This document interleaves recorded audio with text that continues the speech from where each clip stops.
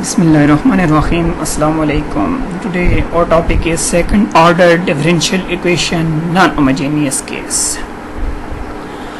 When a non-zero constant take place of the zero in the general form of differential equation is called non-homogeneous differential equation. इससे पहले भी हमने discuss किया था first order differential equation में homogeneous और non homogeneous case, जिसमें और first order differential equation with constant term and constant coefficient, homogeneous case और non homogeneous case, जिसमें हमारी टर्म जो है ये नेक्स्ट आपको एक्सप्लेन करेंगे, जिसमें टर्म आपको ज़ीरो होगी, पहले भी एक्सप्लेन कर चुके हैं वो हमारा होमोजेनियस केस है, और जिसमें हमारी जो टर्म है वो ज़ीरो नहीं होगी तो हमारा क्या है non homogeneous case. The solution of this equation will consist of the sum of term. One is called complementary function and other is called particular integral. First one is called complementary function yc and second is called particular integral yp. This is called complete form of equation. ये जो है ये complete form of equation है, जिसमें जो हमारी total जो है वो इक्वेशन कंसिस्ट होगी वाई सी और वाई पी पे. The non homogeneous equation can also be name of complete equation. इसको हम कहेंगे complete form of equation. It is as Y T is equal to Y P plus Y C. Y P इस पहले आपको explain कर चुके हैं. Y P जो है हमारा पार्टिकुलर इंटीग्रल है और वाई सी जो हमारा है वो कम्प्लीमेंट्री फंक्शन है. ये मिस्टेक में आ गया है A two is equal to ए, ये नहीं है, यहाँ पर वाई है, ये वाई की वैल्यू है. ये मिस्टेक है, आप स्लाइड में न्यू फ्रिक्शन हो रही. ए टू ए नहीं है, ए टू ये वाई टी है. ए टू हाँ वाई टी ओके ठीक है. Y T is equal to A. Y T की वैल्यू क्योंकि हमने सब्स्टिट्यूट किया, ठीक है, वाई टी की जगह हमने वैल्यू सब्स्टिट्यूट कर ली है. Y T is equal to क्या है ए है, तो a two a is equal to B. तो ए इज इक्वल टू क्या है B divide by A two. अब ए की वैल्यू अगर फाइंड करते हैं तो b divide by A two.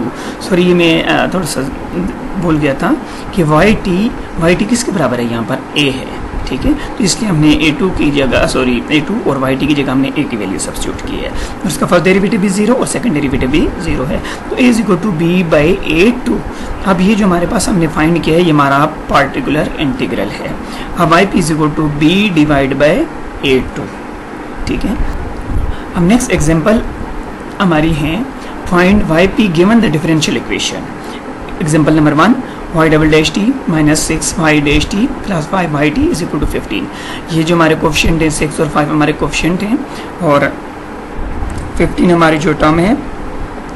अब ये क्वेश्चन दी हुई है, एग्जांपल है वाई डबल डैश टी. इसकी जो जनरल फॉर्म है ये दी हुई है और इसको मैंने इस फॉर्म में लिख लिया क्योंकि ताकि आपको पता चल जाए कि वन कोफिशिएंट जो फर्स्ट डेरिवेटिव का कोफिशिएंट जो है वो हमारा 6 है और ये जो वाई टी का कोफिशिएंट है ए टू वो हमारा क्या है 5 है और बी जो की वैल्यू जो है वो 5 है. जो हमारा पार्टिकुलर इंटीग्रल का फार्मूला है Y P is equal to B by A two, ये हमें गिवन होगा. तो Y P is equal to B की वैल्यू यहाँ पर आपको नजर आ रही है 15 है. B is equal to 15 divide by A two की वैल्यू जो हमारे पास आप कोफिशिएंट देखें ए वन का 6 है और ए टू का 5, तो हमें क्या चाहिए ए टू की वैल्यू क्या है 5. तो B is equal to Y P is equal to B by A two 15 divide by 5 is equal to 3. ये हमारा जो है फर्स्ट एग्जाम्पल, इसमें हमने पार्टिकुलर इंटीग्रल फाइंड कर लिया. अब एग्जाम्पल नंबर 2 है हमारे पास y double dash t first derivative second derivative minus ये देखें 2 y T is equal to minus 10. तो यहाँ पर हमारे पास वैल्यू जो गिवन है वो ये दी हुई ये इक्वेशन गिवन है. अब हमने फाइंड करना है पार्टिकुलर इंटीग्रल. तो क्या फार्मूला है Y P is equal to v formula लिखें b divide by A two. B divide by A two मैंने यहाँ पर फार्मूला नहीं लिखा, फार्मूला वही होगा b divide by A two. तो बी की वैल्यू क्या हमारे पास है 10 है माइनस 10 और ये ए वन कोफिशिएंट यहाँ पर 1 है और ए टू जो हमारा कोफिशिएंट यहाँ पर है 2 है और माइनस 2 है.